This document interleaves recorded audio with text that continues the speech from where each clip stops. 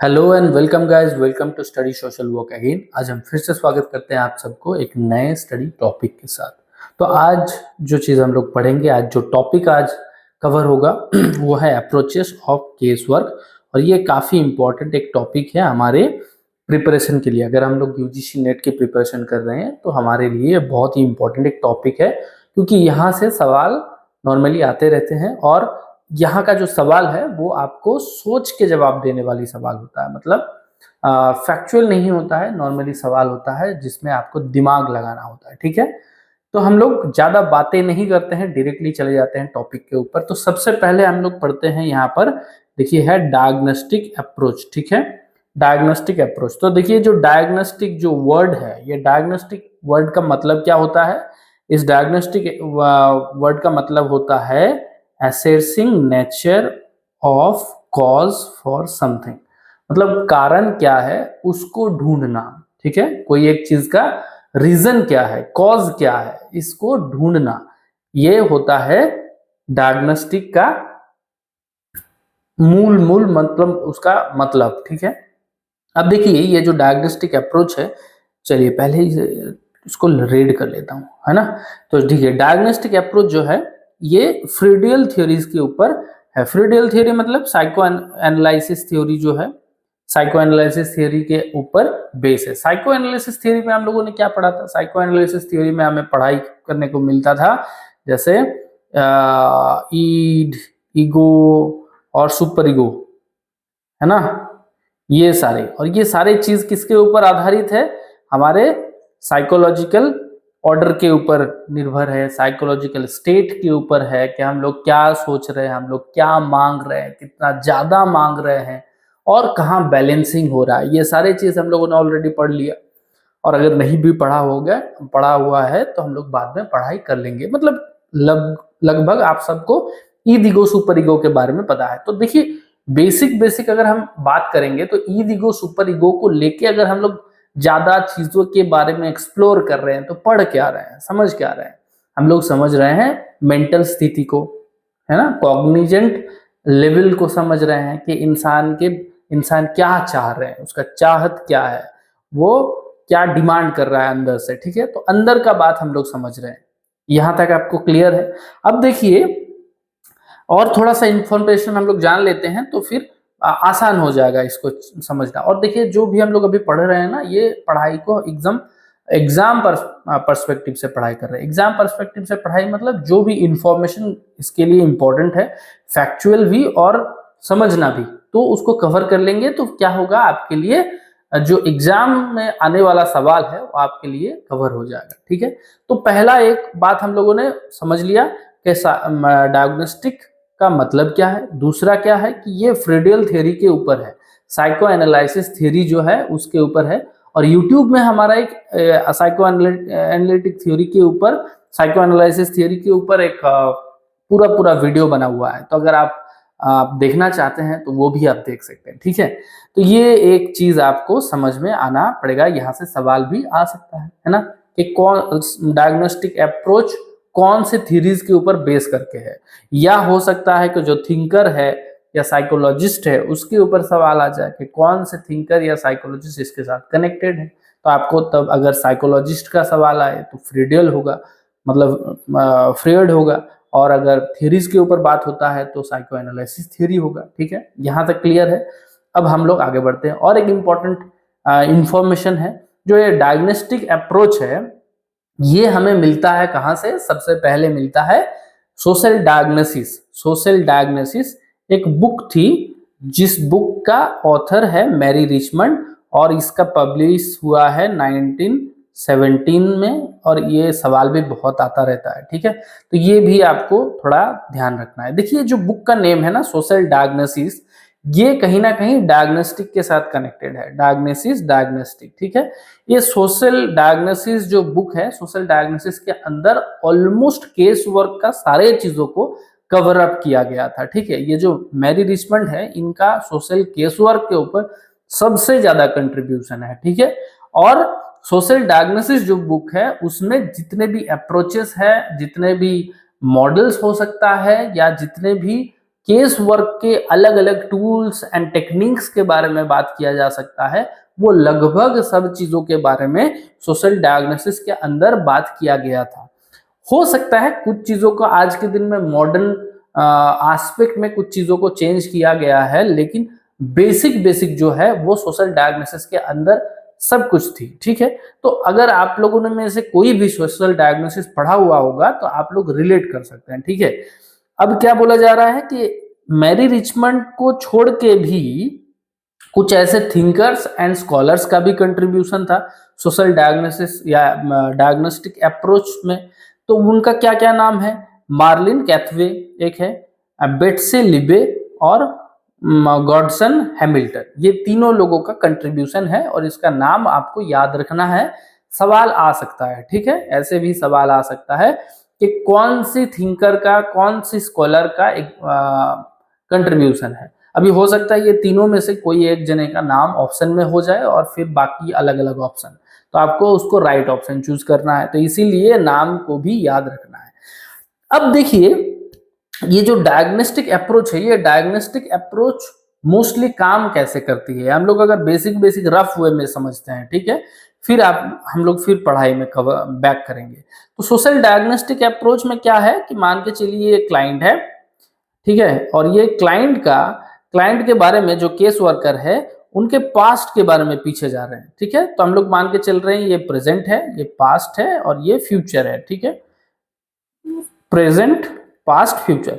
तो मोस्टली जो social diagnostic approach है केस वर्क में, ये केस वर्क का जो डायग्नोस्टिक अप्रोच है इसमें पास्ट को लेके डील होता है। पास्ट को लेके डील मतलब पास्ट में कोई ऐसा इंसिडेंट हुआ है, पास्ट में ऐसा कोई चीजें घटित हुआ है जिसके कारण कैरेक्टरिस्टिक में या उनके आज के दिन में जो प्रेजेंट है उसको इन्फ्लुएंस कर रहा है, या जो सोशल प्रॉब्लम्स है वो अराइज हो रहा है, इसी तरीके का कोई सीनरीज होगा तो वो प्रॉब्लम है। अब जो केस वर्कर है जब प्रॉब्लम को समझने के प्रयास करते हैं तो उनको पास्ट में जो भी इवेंट है, पास्ट में जो भी फेनोमेनाज काम कर रहे हैं उसके बारे में भी ज्ञाता होना जरूरी होता है, तब जाके एक्चुअली में प्रॉब्लम क्या है वो समझ में आता है और फिर उसको डील करते हैं।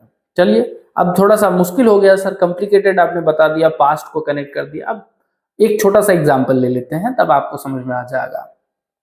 मान के चलिए किसी एक कैंडिडेट, कोई एक मान के चलिए एग्जांपल ले लेते हैं, गीता नाम का एक लेडी है। ठीक है, गीता नाम का एक लेडी है, इनका जॉब चली जाती है। ठीक है, इनका जॉब चली जाती है और जॉब जाने के बाद ये बहुत ज्यादा फ्रस्ट्रेटेड हो जाती है, बहुत ज्यादा डाउन हो जाती है, बहुत ज्यादा बैलेंस खो जाती है। अब ये मान के चलिए इसका प्रेजेंट का प्रॉब्लम है, जॉब चली जाती है। लेकिन नॉर्मली एक जॉब लॉस होने के बाद जितना फ्रस्ट्रेशन आना चाहिए या एक नॉर्मल ह्यूमन बीइंग को जिस तरीके का रिएक्ट होना चाहिए, ये गीता नाम के जो लड़की है इनका रिएक्शन और इनका जो प्रॉब्लम है उसका लेवल बहुत ज्यादा अप है मान के चलिए।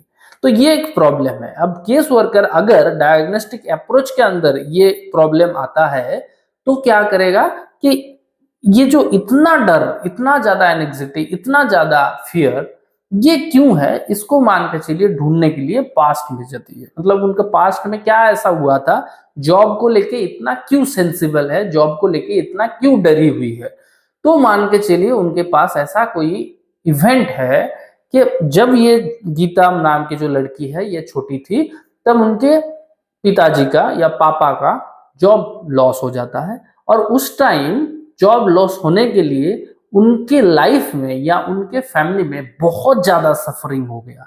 अब ये जो बहुत ज्यादा सफरिंग है वो उनका पास्ट एक्सपीरियंस है और इस पास्ट एक्सपीरियंस से एक लर्निंग हुआ और एक अनकॉन्शियस माइंड में एक चीज डर जम के बैठ गया। ठीक है, अब प्रेजेंट में आके गीता जब मैच्योर हो गई, जॉब करने के टाइम हो गई और जॉब मिल भी गया, लेकिन कोई इंसिडेंटली कोई एक कारणवश वो जॉब चली गई, तो उनका जो एंग्जाइटी है, उनका जो फियर है, उनका जो टेंशन लेवल है वो दूसरे लोगों से बहुत ज्यादा है, क्योंकि उनके पास पहले से ही एक बहुत ही बुरा सा एक्सपीरियंस था। आपको समझ में आया? तो ये चीज जब डायग्नोस्टिक अप्रोच में हम लोग बात कर रहे हैं तो डायग्नोस्टिक अप्रोच में जो चीजें कनेक्टेड होता है वो नॉर्मली पास्ट के साथ कनेक्टेड होके एनालाइज किया जाता है, समझने के प्रयास किया जाता है कि जो प्रॉब्लम है उसका रूट कॉज क्या है और उसी को उस प्रॉब्लम को उसी तरीके से ट्रीटमेंट दिया जाता है। ठीक है, अब हम थोड़ा सा और आगे बढ़ते हैं। अब क्या क्या चीजों के बारे में इंफॉर्मेशन एक्सप्लोर किया जाता है वो समझ लेते हैं। ठीक है, तो देखिए बोला जा रहा है gathering information about client past experience, family history, medical record and previous intervention. मतलब किस किस तरीके का पास्ट का अगर हम बात करेंगे तो पास्ट में भी तो बहुत सारी चीज है। पास्ट में क्या क्या चीजों के ऊपर मोस्टली फोकस होता है, तो जो इंफॉर्मेशन कलेक्ट होता है वो नॉर्मली फैमिली हिस्ट्री के बारे में, मेडिकल रिपोर्ट या मेडिकल रिकॉर्ड्स, मतलब किसी तरीके का बीमारी है या बीमारी रिलेटेड कोई एक्सपीरियंस है या कोई ऐसा मेडिकल रिकॉर्ड है जिसके कारण ये प्रॉब्लम आज के दिन में राइज हो रहा है। ठीक है, और प्रीवियस इंटरवेंशन, ऐसा कोई इंटरवेंशन हुआ है, मैंने जैसे आपको एक एग्जांपल दिया, आपको लगभग समझ में आ गया होगा। ठीक है, अब है इन्वायरमेंटल फैक्ट। कुछ इन्वायरमेंटल फैक्ट्स भी यहाँ पर काम करते हैं, जैसे लिविंग कंडीशन, इंसान का लिविंग कंडीशन कैसा है और कैसा था पास्ट को अगर हम बात करेंगे। सोशल इन्वायरमेंट, क्योंकि लोग जिस तरीके से बड़े होते हैं, जिस तरीके से सोशलाइजेशन होता है, जिस तरीके से सराउंडिंग पाते हैं, उसी तरीके से लर्निंग हमें बनता है, उसी तरीके का एक्सपीरियंस हमें बनता है, उसी तरीके का एटीट्यूड एंड कैरेक्टरिस्टिक भी हमारा बन जाता है, पर्सनैलिटी डेवलप हो जाता है। तो social environment is also important and community resources. Community में क्या क्या चीजें अवेलेबल है, जहां हम लोग रह रहे हैं, हमारे अराउंड्स में, हमारे सराउंड्स में जिस तरीके का चीजें अवेलेबल है, हमारा एक्सपीरियंस भी उसी तरीके का हो रहा है। अब मान के चलिए कि मेरे पास मैं जहां पर रहता था वहां पर जो स्कूल है वो बहुत ज्यादा अच्छा है, मतलब वहां के जो टीचर्स हैं वो बहुत ज्यादा सीरियस हैं और प्यार से बच्चों को बहुत ज्यादा पढ़ाई करते हैं। तो मेरे पास जो टीचर को लेके फीलिंग होगा वो बहुत ज्यादा रिस्पेक्टफुल होगा, क्योंकि मुझे लगेगा हर टीचर ऐसे ही होते हैं, क्योंकि मैं बचपन से इसी तरीके का टीचर देखते आ रहा हूँ। और अगर मेरे पास ऐसा स्कूल होगा जहां पर टीचर्स नहीं पढ़ाते हैं अच्छे और टीचर अपना काम नहीं करते हैं, तो टीचर को लेके मेरा पर्सपेक्टिव कैसा बनेगा? नहीं अच्छा बनेगा। तो इस तरीके का, इसीलिए क्या बोला जाता है, कम्युनिटी रिसोर्सेस। क्या मेरे पास जो कम्युनिटी में रिसोर्सेस है, ये स्कूल क्या है ना, एक रिसोर्सेस है ना, और टीचर भी हमारे पास एक कम्युनिटी का रिसोर्सेस है ना। तो ये कम्युनिटी रिसोर्सेस के ऊपर भी निर्भर करके हमारा लाइफ सेट होता है, हमारा सराउंडिंग के ऊपर भी डिपेंड करके हमारा लाइफ सेट होता है और सोशलाइजेशन बनता है और फिर हम लोग पर्सनालिटी डेवलप करते हैं। ठीक है, आपको समझ में आ रहा है? तो ये चीजों के ऊपर फोकस करके सोशल डायग्नोस्टिक अप्रोच को हम लोग लागू करते हैं, अप्लाई करते हैं। ठीक है, psychological evaluation, understanding the clients mental health including stressors, कॉपिंग mechanism and emotional wellbeing. तो ये सारी चीज ऑलरेडी कवर हो रहा है, ये गैदरिंग इंफॉर्मेशन वाले जो भी हम लोगों ने इंफॉर्मेशन यहाँ दे दिया, family history, medical records and previous intervention, कहीं ना कहीं इसके ऊपर डिपेंड करके ही मेंटल हेल्थ भी बनता है ना। हमारा फैमिली जैसा होगा, हमारा पीयर्स ग्रुप जैसा होगा, हमारा सोशलाइजेशन जैसा होगा, ओवरऑल हमारा मेंटल हेल्थ उसी तरीके का होगा, है ना। जिस तरीके का स्ट्रेस हमारे पास बन रहा है, जिस तरीके का सोसाइटल फैक्टर्स हमारे साथ काम कर रहा है और स्ट्रेस हमारे पास जिस तरीके का, प्रेशर जिस तरीके का आ रहा है, ठीक है।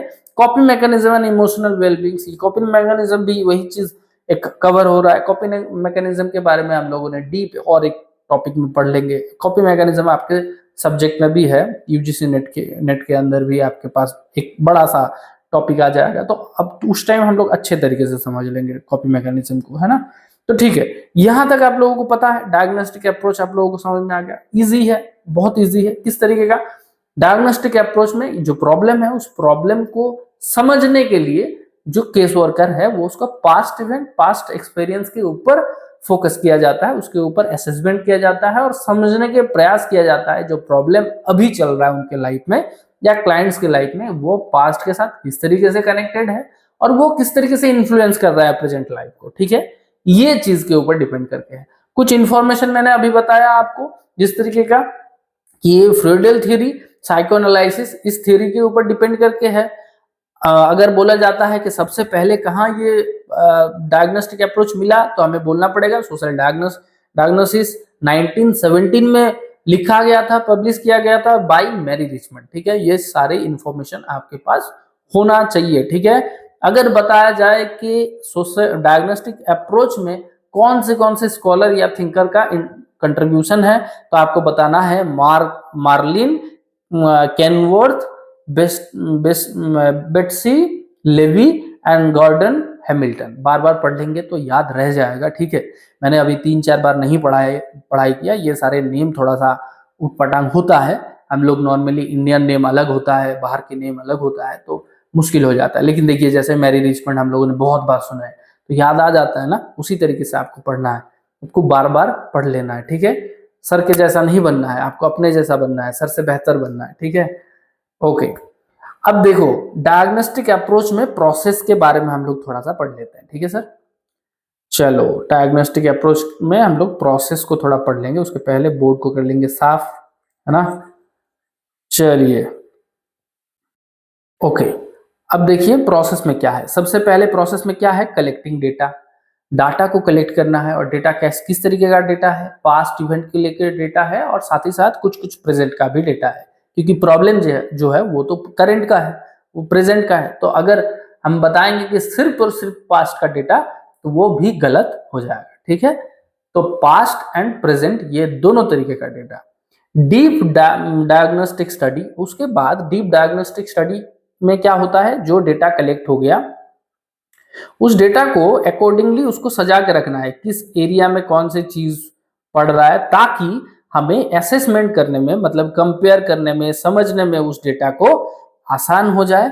और फिर डायग्नोस्टिक प्रोडक्ट मतलब सोल्यूशन क्या है वो हमें देने में आसान हो जाए। तो आपको समझ में आ गया पूरा प्रोसेस। एक है कलेक्टिंग डेटा, फिर है डीप डायग्नोस्टिक स्टडी, उसके बाद है असेसमेंट, उसके बाद है डायग्नोस्टिक प्रोडक्ट। डायग्नोस्टिक प्रोडक्ट सुन के आप प्रोडक्ट मत समझिएगा, डायग्नोस्टिक प्रोडक्ट का मतलब है सोल्यूशन, जो आउटकम निकल के आ रहा है, जो भी प्लान निकल के आ रहा है इंटरवेंशन के लिए, वही है डायग्नोस्टिक प्रोडक्ट, ठीक है। ओके सर, अब हम सॉरी गाइस आपका पढ़ाई का फ्लो तोड़ने के लिए, लेकिन एक जरूरी सूचना है। हमारे जो ऐप है स्टडी सोशल वर्क, पुणे में आपको लोगो दिख रहा होगा, तो हमारा रिक्वेस्ट है कि गूगल प्ले स्टोर से आप ये ऐप को डाउनलोड कर लीजिए। क्यों करना है, इसका 2 फायदा है। एक, आपको बहुत सारे फ्री स्टडी मटेरियल मिल जाएगा, मतलब ऐसे ही वीडियो लेक्चर्स आपको मिल जाएगा एक ही जगह फ्रीली। और आपको बहुत सारे मॉक टेस्ट मिल जाएगा, ताकि आप एवेल्यूट कर पाएंगे अपने आप को, बार बार समझ पाएंगे, ठीक है। कोई भी हमारे तरफ से बड़ा नोटिफिकेशन आता है तो वहां पर मिल जाता है सबसे पहले। तो ऐप को आप डाउनलोड कर लीजिए। उसके अलावा हमारे पेड कोर्सेज चालू है, मतलब अगर आप यूजीसी नेट के प्रिपरेशन कर रहे हैं और आपको एडिशनली सपोर्ट चाहिए, तो हमारे पास यहाँ पर आप ऑनलाइन क्लासेस ले सकते हैं। वहां पर ऑनलाइन क्लासेस होता है लाइव, डाउट सॉल्विंग क्लासेस होता है लाइव, और भी बहुत सारे चीज, स्टडी मटेरियल्स मिल जाता है, मॉक टेस्ट मिल जाता है। और जो फीस है अभी बहुत ही कम है, रिजनेबल है, तो आप लोग एक बार जरूर कंसिडर कर सकते हैं, ठीक है। अभी पढ़ाई कर ली, अब हम लोग आगे बढ़ते हैं, नेक्स्ट अप्रोच की तरफ जाते हैं। तो नेक्स्ट अप्रोच क्या है, फंक्शनल अप्रोच, ठीक है। अब देखिए फंक्शनल अप्रोच, जो वर्ड है फंक्शन, तो फंक्शन करता हुआ अगर हम चीज को बारे में बात करेंगे तो ये प्रेजेंट के ऊपर थोड़ा बहुत बात होता है, ठीक है। अब प्रेजेंट पूरा पूरा प्रेजेंट नहीं कह सकते, जिस तरीके से हम लोगों ने डायग्नोस्टिक अप्रोच के अंदर बात किया कि पूरा पास्ट में चले जा रहे हैं हम लोग, पूरा बहुत ज्यादा पास्ट में चले जा रहे हैं, एकदम बच्चे टाइम से हम लोग सोच रहे हैं, समझ रहे हैं। फंक्शनल अप्रोच में हम लोग उतना पास्ट नहीं जाते हैं, ठीक है, प्रेजेंट में जाते हैं और प्रेजेंट के आसपास की चीजों के ऊपर हम लोग बात करते हैं, ठीक। तो देखिए थोड़ा इंफॉर्मेशन समझ लेते हैं। तो देखिए क्या बोला जा रहा है, the faculty member of school of university of Pennsylvania practised and developed functional approaches to social work.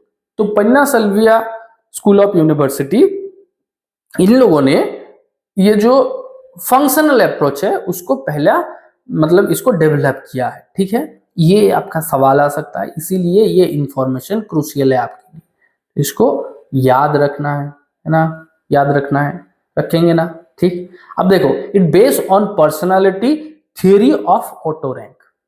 Auto Rank ji का जैसे पहले वाला हम लोगों ने फ्रूडियल थ्योरी के ऊपर हमने बात किया डायग्नोस्टिक अप्रोच, अब जो है फंक्शनल अप्रोच वो है ऑटो रैंक के ऊपर बात कर रहा है। ऑटो रैंक एक ऑस्ट्रियन साइकोलॉजिस्ट है, जिनका पर्सनालिटी डेवलपमेंट के ऊपर एक थ्योरी है, जिस तरीके का फ्रीडल थ्योरी है, ठीक है, सिगमंड फ्रेड जी के दिए हुए एक थ्योरी है, उसी तरीके का ऑटो रैंक जी का एक दिया हुआ थ्योरी है, जो भी पर्सनालिटी डेवलपमेंट थ्योरी है।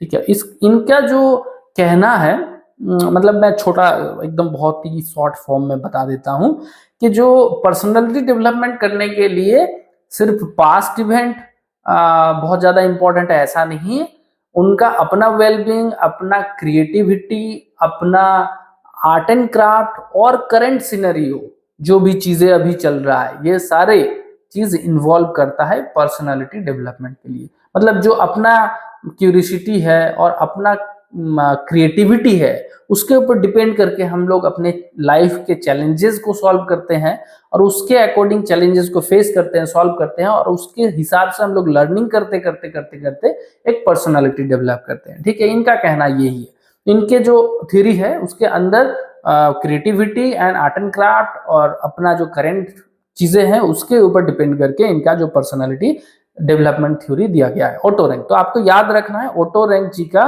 पर्सनालिटी डेवलपमेंट थ्योरी के ऊपर बेस करके फंक्शनल अप्रोच, केस वर्क का फंक्शनल अप्रोच बना गया है।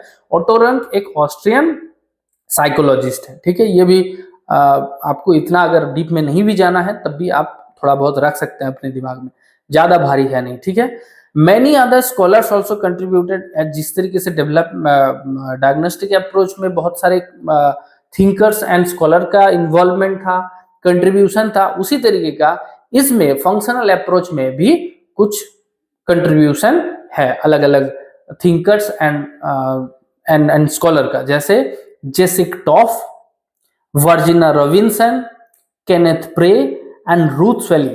तो ये सारे लोगों का नाम भी आपको याद रखना है, अगर कोई ऑप्शन में दिख गया तो आपको इसको क्लिक करना है। ठीक है, the functional approach deal with the practical purpose of social case work during treatment.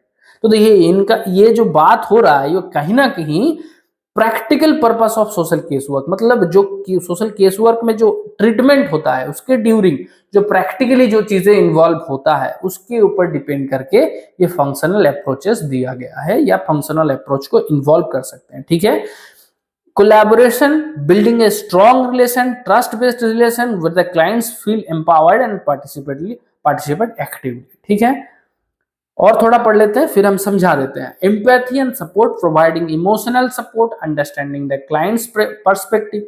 तो यहां पर क्या बोला जा रहा है कि इमोशनल सपोर्ट प्रोवाइड किया जाता है, एक क्लाइंट को समझा जाता है, उनका क्या पर्सपेक्टिव है, जो सवाल है, जो प्रॉब्लम है वो क्लाइंट के पर्सपेक्टिव के हिसाब से समझा जाता है। ठीक है, मतलब जो क्लाइंट खुद समझ रहा है, जो क्लाइंट खुद एनालाइज कर रहा है, उसको भी रिस्पेक्ट किया जाता है। ठीक है, सिर्फ मतलब क्या है ना, यहाँ पर बोलने का तरीका ये है कि जो सोशल केस वर्कर है वो सिर्फ अपने हिसाब से डायग्नोसिस कर रहा है ऐसा नहीं है, वो केस वर्कर क्लाइंट क्या सोच रहा है या क्लाइंट किस तरीके से अपने प्रॉब्लम को एनालाइज कर रहा है वो भी उनका एक कंसर्न पॉइंट है, यहाँ पर ये बात किया जा रहा है। ठीक है, क्लाइंट कंसंटेड गोल, क्लाइंट सेंटर्ड गोल। अब देखिए जहां पर क्लाइंट खुद जो सोच रहा है उसको प्रायोरिटाइज किया जा रहा है तो क्लाइंट के हिसाब से गोल भी बनाया जा रहा है, मतलब जो अल्टीमेट रिजल्ट है वो क्लाइंट के अकॉर्डिंग हो रहा है। आप समझ पा रहे हैं, तो जो क्लाइंट चाहते हैं अल्टीमेटली जो मेरा इस तरीके का सोल्यूशन होना चाहिए, मैं इस तरीके से जाना चाहता हूं, जो सेल्फ डिटर्मिनेशन है वो बहुत ज्यादा फंक्शनल अप्रोच में दिया जाता है। ठीक है, goal are set by the client's aspiration and capacities, promoting autonomy and self efficiency. Incremental step, breaking down goals into smaller manageable tasks and facilitate progress. इसमें क्या किया जाता है कि जो गोल है, जो अल्टीमेट गोल है उसको छोटे छोटे पार्ट में तोड़ा जाता है और अल्टीमेटली उसको कंप्लीट किया जाता है टास्क की तरह और फिर गोल तक पहुंचा जाता है। और ये जो देखिए फंक्शनल अप्रोच जो है ना वो हमारे केस वर्क में सबसे ज्यादा इंप्लीमेंट होता है, सबसे ज्यादा यूजफुल है। हालांकि डायग्नोस्टिक अप्रोच भी बहुत ज्यादा इंप्लीमेंटेबल है लेकिन फंक्शनल अप्रोच कंपैरेटिवली सबसे ज्यादा यूजफुल है। अब इसका रीजन क्या है, हम लोग थोड़ा और समझ लेते हैं। चलो और थोड़ा सा पढ़ लेते हैं, फिर हम लोग अल्टीमेटली समझ लेते हैं। तो यहाँ पर बोला गया कि break down the goal smaller part. एक गोल जो है अल्टीमेटली उसको स्मॉलर पार्ट में, छोटे छोटे टुकड़े में उसको बांटा जाता है और फिर अल्टीमेटली उसको कवर अप किया जाता है, उसको कंप्लीट किया जाता है और सोल्यूशन में पहुंचा जाता है। ठीक है। Agency support leverage the resources and services available within the society agency such as workshop, counselling and financial aid. ये सारी चीज आपको देखिए, आपको जाना पहचाना सा लग रहा है कि एक एजेंसी सपोर्ट, क्योंकि इंडिया में नॉर्मली जो भी काउंसलिंग एंड केस वर्कर्स काम कर रहे हैं वो नॉर्मली कोई ना कोई एजेंसीज के अंडर काम कर रहे हैं। ठीक है। अभी तक इंडिया में वो कल्चर नहीं डेवलप हुआ है कि कोई केस वर्कर अपना क्लिनिक खोल के बैठ जाएंगे और वहां पर लोग स्वतःस्फूर्तली आएंगे। नहीं आते हैं लोग, अभी इस तरीके का माहौल बना नहीं है। कहीं कहीं अगर हो भी रहा है तो वो बहुत ही छोटे लेवल पे है। ठीक है। अवेयरनेस उतना नहीं है। Community resources, community clients with external resources such as job training programmes, health care services and opportunities. ठीक है। अब देखिए इसको हम लोग समझते हैं। मान के चलिए जैसे लास्ट हम लोगों ने एग्जाम्पल दिया उसी तरीके का एक एग्जाम्पल देते हैं और फिर हम समझते हैं। कोई एक क्लाइंट है जिनका नाम मान के चलिए, पहले हम लोगों ने एग्जाम्पल लिया था गीता, अभी हम ले रहे हैं सीता। ठीक है। एग्जाम्पल ले रहे हैं, हमारा ये डेमो नेम है। ठीक है, सीता। तो ये सीता नाम के जो गर्ल है या वोमेन हम कह सकते हैं, तो महिला है, इनका मान के चलिए एक जॉबलेस रिलेटेड प्रॉब्लम है। इनका जॉब चला गया है और इनके पास अभी 6 मंथ के अराउंड टाइम है जिसके अंदर वो अपना सरवाइव कर सकते हैं, 6 मंथ या 1 साल। उसके बाद उसके पास नहीं है टाइम। ठीक है। मतलब उसका पैसा खत्म हो जाएगा। मैं इस तरीके से आपको समझाने का प्रयास कर रहा हूं कि मान के चलिए एक सीता नाम की वुमेन है, सीता नाम की महिला है, जिनका जॉब चला गया है और उनके पास जितना सेविंग्स है उसमें 1 साल वो सरवाइव कर सकता है, उससे ज्यादा नहीं कर सकता। ठीक है। अब ये चीज उनको फ्रस्ट्रेशन क्रिएट कर रहे हैं, ये चीज उनको प्रॉब्लम क्रिएट कर रहे हैं और ये प्रॉब्लम के लिए उनको वो कोई ना कोई एक केस वर्कर के पास आ रहे हैं। तो केस वर्कर उस प्रॉब्लम को छोटे छोटे पार्ट में समझ रहे हैं, उनका प्रेजेंट सिनेरियो देख रहे हैं, उनका जो प्रॉब्लम है वो समझ रहे हैं और जो भी उसके स्किल कैपेबिलिटीज जरूरत है उस प्रॉब्लम को सॉल्व करने के लिए। देखिए ये प्रैक्टिकल ओरिएंटेड है, यहाँ पर हम लोग पीछे नहीं पास्ट में जा रहे हैं बहुत ज्यादा।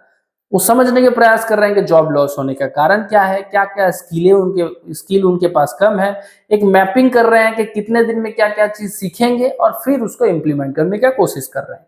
बस ये है चीज, सिंपल जो चीज होता है नॉर्मली ज्यादातर केस वर्क में वही होता है फंक्शनल अप्रोच।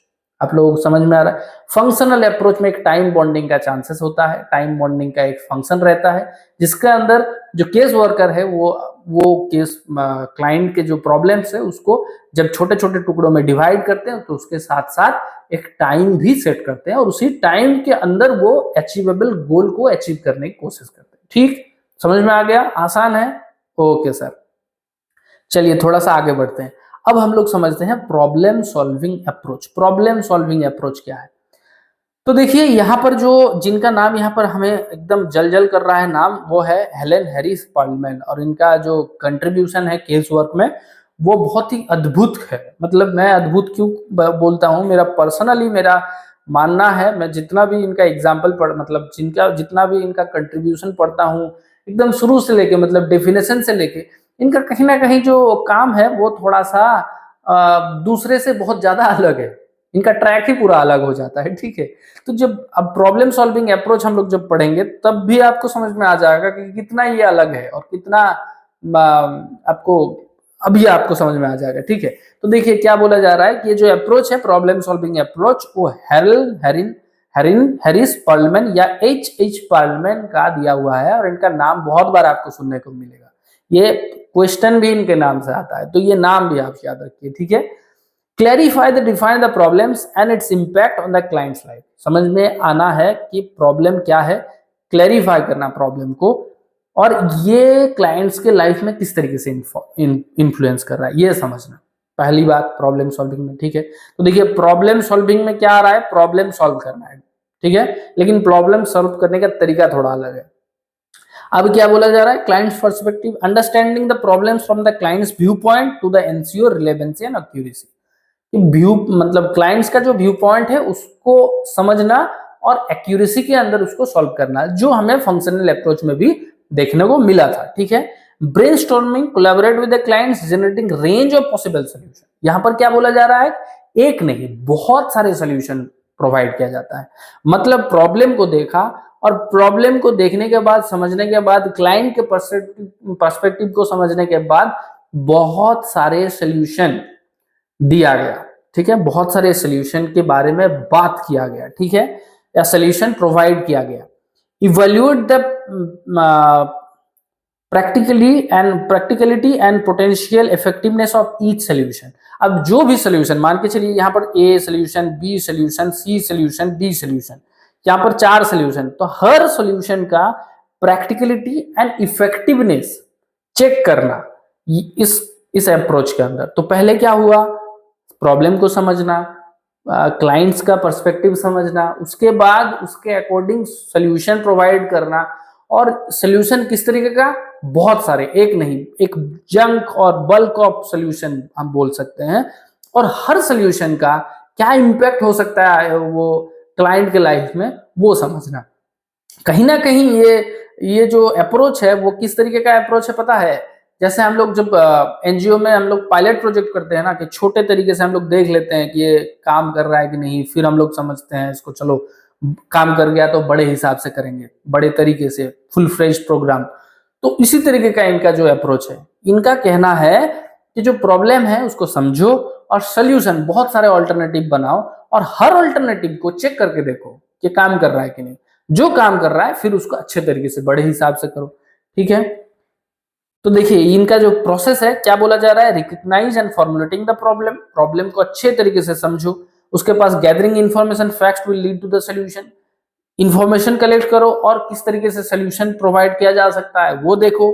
फिर टेस्टिंग ईच प्रपोज सॉल्यूशन, जितने भी सॉल्यूशन हमने बात कर रहे हैं उसको सबको टेस्ट करो एक के बाद एक। ठीक है, और फिर deciding upon the course of action, उसके बाद हमें समझना पड़ेगा कि कौन सा इफेक्टिव है, कौन सा एक्शनेबल है, उसको फिर अच्छे तरीके से एक्शन। अब ये चीज पूरा पढ़ने के बाद मैं आपको एक चीज बता देता हूं जिसका सवाल भी आ सकता है, कि ये जो सबसे ज्यादा क्रिटिसिज्म प्रॉब्लम सॉल्विंग अप्रोच को ही मिला है, ठीक है, अभी तक, और ये बहुत ज्यादा प्रैक्टिकली ओरिएंटेड भी नहीं है, क्योंकि इतना टाइम नहीं मिलता है कि एक प्रॉब्लम उसके बाद 10 सोल्यूशन और 10 सोल्यूशन का पायलट करें और फिर उसका रिजल्ट देखने के बाद, इवैल्यूएट करने के बाद हम लोग एक्चुअल स्टेप लें। ऐसा पॉसिबल नहीं होता है नॉर्मली। तो इसीलिए प्रॉब्लम सॉल्विंग अप्रोच जो है वो बहुत ज्यादा प्रैक्टिकल ओरिएंटेड नहीं है, वो भी आपको समझना है। सबसे ज्यादा क्रिटिसिज्म झेला है प्रॉब्लम सॉल्विंग अप्रोच, जो दिया है H.H. पार्लिमेंट ने। ठीक है, ओके, अभी तक ठीक है। तो हम लोगों ने आज ये जो तीन तरीके का हम लोगों ने अप्रोच पढ़ लिया, लेकिन लगभग हम लोगों ने अच्छे तरीके से पढ़ लिया। तो ये, अगर अभी तक आप लोगों ने ये वीडियो देख लिया, यहाँ तक पहुंच गए हैं, तो आपका भी एक प्राइम रिस्पॉन्सिबिलिटी है कि ये वीडियो को लाइक करके जाना है, क्योंकि आपकी ये जो लाइक है ना, ये हमारे लिए बहुत ही एक मोटिवेशन का काम करता है। और उसके अलावा भी कोई भी कंफ्यूजन है तो आप बेझिझक लिख सकते हैं। ठीक है, अच्छा बुरा जो भी आपको लगा है, अच्छा लगा है वीडियो, नहीं लगा है तो भी आप लिख सकते हैं। ठीक है, हमें लिख के कमेंट करके बताइए। और भी कोई भी क्वेरीज रहे तो भी आप लिख सकते हैं, क्योंकि हम लोगों ने अभी अवेलेबल वीडियोस, लेक्चर्स आपके पास आ रहा है। संडेज को हम लोग लाइव क्लासेस भी कर रहे हैं, तो आप लोग जरूर लिखिए अपना क्वेरी, तब ना हमें पता चलेगा। ठीक ना, और अगर कोई भी आपको सुझाव देना है, सजेशन देना है, तो भी आप बेझिझक लिख सकते हैं। ठीक है, अगर आपके कोई दोस्त हैं तो ये वीडियोस को आप शेयर कर दीजिए, क्योंकि शेयरिंग इज केयरिंग, और हम लोग सोशल वर्कर हैं, तो हमें अपने आप को लेके भी दूसरे का भी जिम्मेदारी उठाना पड़ता है ना। तो चलिए ठीक है, जय हिंद, जय भारत, अपना ख्याल रखिए और दूसरे का भी ख्याल रखिए।